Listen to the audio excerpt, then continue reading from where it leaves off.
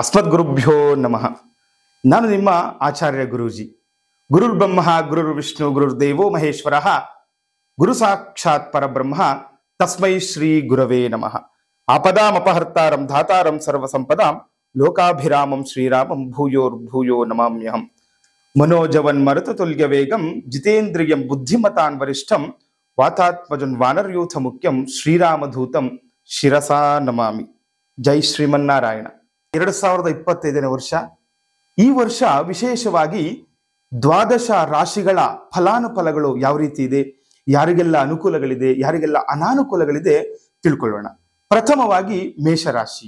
ನೋಡಿ, ಈ ವರ್ಷ ಮೇಷರಾಶಿಯವರಿಗೆ ಏನೆಲ್ಲ ಅನುಕೂಲಗಳು ಮತ್ತೆ ಅನಾನುಕೂಲಗಳು ನೋಡಿದಾಗ, ಪ್ರಥಮವಾಗಿ ಮೇಷರಾಶಿಯವರಿಗೆ ವ್ಯಾಪಾರ ಹಾಗೂ ಉದ್ಯೋಗಗಳಲ್ಲಿ ಅನುಕೂಲದ ವಾತಾವರಣ ಸೃಷ್ಟಿಯಾಗುತ್ತೆ ಅಂತ. ನೋಡಿ, ಯಾರೆಲ್ಲ ಮೇಷರಾಶಿಗಳು ಇರ್ತೀರಾ, ನೀವು ಮಾಡತಕ್ಕಂತಹ ವ್ಯಾಪಾರದಲ್ಲಿ ಆಗ್ಲಿ ಅಥವಾ ಉದ್ಯೋಗಗಳಲ್ಲಾಗ್ಲಿ ತುಂಬಾ ಅನುಕೂಲಕರವಾದಂತಹ ವರ್ಷ ಆಗಿರುವಂಥದ್ದು. ಹಾಗಾಗಿ ಏನಾದ್ರೂ ವ್ಯಾಪಾರ ಉದ್ಯೋಗ ಪ್ರಾರಂಭ ಮಾಡ್ಲಿಕ್ಕೂ ಕೂಡ ನಿಮ್ಗೆ ಅನುಗ್ರಹ ಒಂದು ಭಗವಂತ ನೀಡ್ತಾನೆ ಅಂತ. ಹಾಗಾಗಿ ಶನಿಯ ಅನುಗ್ರಹದಿಂದ ಮಾರ್ಚ್ ತಿಂಗಳಲ್ಲಿ ಹಲವಾರು ಕ್ಷೇತ್ರಗಳಲ್ಲಿ ಅಭಿವೃದ್ಧಿ ಆಗುವಂತಹ ಸಾಧ್ಯತೆ ಕೂಡ ಹೆಚ್ಚಾಗುವಂಥದ್ದು. ನೋಡಿ, ಶನಿಯ ಪ್ರಭಾವದಿಂದ ನಿಮ್ಮ ಈ ಒಂದು ಮೇಷರಾಶಿಯವರಿಗೆ ವಿಶೇಷವಾಗಿ ಶನಿದೇವರ ಅನುಗ್ರಹದಿಂದ ಇವತ್ತು ಮಾಡತಕ್ಕಂತಹ ಕೆಲಸ ಕಾರ್ಯಗಳು ಎಲ್ಲವೂ ಕೂಡ ನಿಮ್ಗೆ ಅಭೀಷ್ಟ ಸಿದ್ಧಿ ಉಂಟಾಗುತ್ತೆ ಅಂತ. ಹಾಗೆ ಮಾರ್ಚ್ ತಿಂಗಳ ನಂತರ ವಿದೇಶಿ ವ್ಯಾಪಾರ ಹಾಗೂ ವಿದೇಶಿ ವ್ಯವಹಾರಗಳಲ್ಲಿ ಹೂಡಿಕೆ ಮಾಡುವಂತರು ಕೂಡ ತುಂಬಾ ಅನುಕೂಲದ ವಾತಾವರಣ, ಸಕಾರಾತ್ಮಕ ಬೆಳವಣಿಗೆಗಳನ್ನು ಕೂಡ ನಾವು ಗಮನಿಸಬಹುದು. ಅಂದ್ರೆ ನೋಡಿ, ಮಾರ್ಚ್ ತಿಂಗಳ ನಂತರ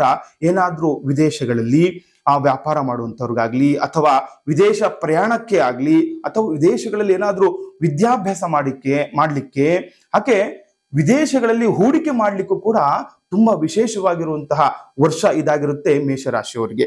ಹಾಗೆ ಗುರುವಿನ ಬಲದಿಂದಾಗಿ ಮೇ ತಿಂಗಳವರೆಗೂ ಕೂಡ ಹಣಕಾಸಿನ ಸ್ಥಿತಿ ಕೂಡ ಉತ್ತಮವಾಗಿರುತ್ತೆ ಅಂತ ಹೇಳುತ್ತೆ. ಜಾತಕದಲ್ಲಿ ಗುರುಬಲ ಇರುವುದರಿಂದ ಮೇಷರಾಶಿಯರು ಕೂಡ ಹಣಕಾಸಿನ ವಿಚಾರವಾಗಿ, ಆರ್ಥಿಕವಾಗಿ ಯಾವುದೇ ರೀತಿಯ ಹಣದಿಂದ ತೊಂದರೆಗಳಿದ್ರು ಕೂಡ, ನೋಡಿ ಹಿಂದಿನ ವರ್ಷ ಕೆಲವೊಂದು ಹಣದಿಂದ ಸಮಸ್ಯೆಗಳನ್ನು ಅನುಭವಿಸಿರ್ತೀರಾ, ಅವೆಲ್ಲವೂ ಕೂಡ ಈ ವರ್ಷ ನಿಮಗೆ ಹಣದಿಂದ ಯಾವುದೇ ತೊಂದರೆಗಳಿದ್ರು ಕೂಡ ಅನುಕೂಲ ಆಗಿ ಮುಂದೆ ಈ ಹಣದ ಅಭಾವ ಕೂಡ ನಿಮಗೆ ಕಡಿಮೆ ಆಗಿ ಆರ್ಥಿಕವಾಗಿ ಕೂಡ ನೀವು ಅಭಿವೃದ್ಧಿಯನ್ನು ಹೊಂದ್ತೀರಾ ಅಂತ ಹೇಳ್ತಾ ಇದೆ. ಹಾಗೆ ಶುಭ ಕಾರ್ಯಗಳಾದ ಮದುವೆ, ವ್ಯಾಪಾರ, ಉದ್ಯೋಗ, ಗೃಹ ಕಾರ್ಯಗಳಲ್ಲಿ ಯಶಸ್ಸನ್ನು ಕೂಡ ನೀವು ನಿರೀಕ್ಷಿಸಬಹುದು. ಯಾರೆಲ್ಲ ಮೇಷರಾಶಿಯವರು ಮದುವೆ ಕಾರ್ಯಗಳಲ್ಲಿ ಮದುವೆ ಮಾಡ್ಕೊಳ್ಬೇಕು ಅನ್ಕೊಂಡಿರ್ತೀರಾ ಅಥವಾ ವ್ಯಾಪಾರ ಉದ್ಯೋಗ ಯಾವುದು ಕೂಡ ಕೈ ಹಿಡಿದಿರಲ್ಲ, ಅವ್ರಿಗೆಲ್ಲರಿಗೂ ಕೂಡ ಇವತ್ತು ಗುರುವಿನ ಅನುಗ್ರಹದಿಂದ ಈ ವರ್ಷ ತುಂಬಾ ವಿಶೇಷವಾಗಿ ವಿವಾಹ ಕಾರ್ಯದಲ್ಲಾಗ್ಲಿ ಯಾವುದೇ ಶುಭ ಕಾರ್ಯಗಳಲ್ಲಿ ಕೂಡ ದಿಗ್ವಿಜಯವನ್ನು ಕೂಡ ಈ ವರ್ಷ ನೀವು ಕಾಣಬಹುದಾಗಿದೆ. ಅದೇ ರೀತಿ ವರ್ಷದ ದ್ವಿತೀಯಾರ್ಧದಲ್ಲಿ ಎಚ್ಚರಿಕೆ ಅವಶ್ಯಕತೆ ಇರುವಂತದ್ದು. ಹಾಗೆ ನೋಡಿ,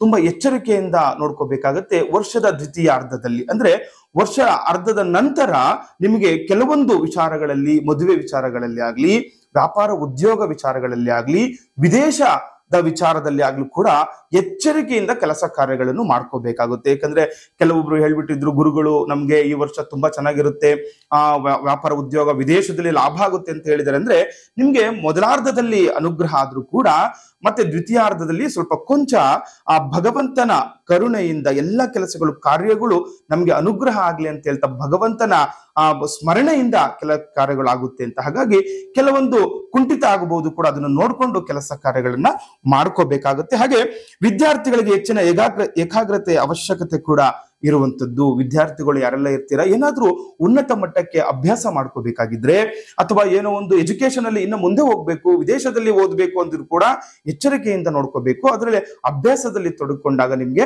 ಅನುಕೂಲ ಆಗುತ್ತೆ ಅಂತ ಹೇಳ್ತಾ ಇದೆ. ಹಾಗೆ ಗೃಹಸ್ಥರು ಬಹಳ ಸಂಗಾತಿಯ ಆರೋಗ್ಯದ ಕಡೆ ಹೆಚ್ಚಿನ ಗಮನ ಹರಿಸ್ಬೇಕು ಅಂತ. ಎಲ್ಲ ಈ ವಿವಾಹಸ್ಥರು ಅಂದ್ರೆ ಮದುವೆ ಆಗಿರುವವರು ಯಾರು ಇರ್ತೀರಾ, ನಿಮ್ಮ ಬಾಳ ಸಂಗಾತಿಯ ಕಡೆ ಹೆಚ್ಚಿನ ಗಮನ ಹರಿಸ್ಬೇಕು ಮೇಷರಾಶಿಯವರು. ಯಾಕಂದ್ರೆ ಅವರ ಆರೋಗ್ಯದ ಕಡೆ ಹೆಚ್ಚಿನದಾಗಿ ಗಮನವನ್ನು ಹರಿಸಬೇಕು. ಏನಾದ್ರೂ ಸಣ್ಣ ಪುಟ್ಟ ಆರೋಗ್ಯ ಸಮಸ್ಯೆ ಬಂದರೂ ಕೂಡ ಆ ಆರೋಗ್ಯದ ಕಡೆ ಗಮನವನ್ನು ಕೊಡಬೇಕಾಗುತ್ತೆ ಮೇಷರಾಶಿಯವರು ಈ ವರ್ಷ. ಇದಕ್ಕೆಲ್ಲ ಏನು ಪರಿಹಾರ ಅಂತ ಕೆಲವೊಂದು ನೋಡಿ, ವಿಚಾರಗಳಲ್ಲಿ ಯಾವುದೋ ಒಂದು ಮದುವೆ ಆಗ್ಬೇಕು ಅಂತ ಇರುತ್ತೆ, ಈ ವರ್ಷ ಗುರುಬಲ ಇದ್ರೂ ಕೂಡ ಕೆಲವರಿಗೆ ಆಗ್ತಾ ಇರಲ್ಲ, ಅಥವಾ ವ್ಯಾಪಾರ ಉದ್ಯೋಗದಲ್ಲಿ ನಷ್ಟ ಅನುಭವಿಸ್ತಾ ಇರ್ತೀರಾ, ಏನು ಪರಿಹಾರಗಳನ್ನು ಮಾಡ್ಕೋಬೇಕು ಅಂತ ನೋಡಿ, ವಿಶೇಷವಾಗಿ ದುರ್ಗಾ ಮಾತೆಯನ್ನು ಪೂಜೆ ಮಾಡಬೇಕು ಅಂತ ಹೇಳುತ್ತೆ ಮೇಷರಾಶಿಯವರು. ಯಾರೆಲ್ಲ ಮೇಷರಾಶಿಗಳು ಇರ್ತೀರಾ, ದುರ್ಗಾ ಮಾತೆ ಅಂದ್ರೆ ಶಕ್ತಿ ಸ್ವರೂಪಿಣಿ, ಗ್ರಾಮ ದೇವತೆ ಅಂತ ಹೇಳ್ತೀವಿ. ಎಲ್ಲಾ ಗ್ರಾಮಗಳಲ್ಲೂ ಕೂಡ ಗ್ರಾಮ ದೇವತೆ ಅಭೀಷ್ಟ ಸಿದ್ಧಿ ಉಂಟು ಮಾಡ್ಲಿಕ್ಕೆ ಅಂತ ಒಂದೊಂದು ಗ್ರಾಮ ದೇವತೆಗಳಿರ್ತಾರೆ. ಆ ಗ್ರಾಮ ದೇವತೆಗಳ ಮೊರೆ ಹೋಗಿ ಎಲ್ಲವೂ ಕೂಡ ನಿಮ್ಗೆ ಈ ವರ್ಷ ಅಭೀಷ್ಟ ಸಿದ್ಧಿ ಉಂಟಾಗುವುದನ್ನು ಕೂಡ ನಾವು ನೋಡಬಹುದು. ಲೋಕ ಸಮಸ್ತ ಸುಖಿನೋ ಭವಂತು, ಸಮಸ್ತ ಸನ್ಮಂಗಳಾನಿ ಭವಂತು. ಹರೇ ಶ್ರೀನಿವಾಸ.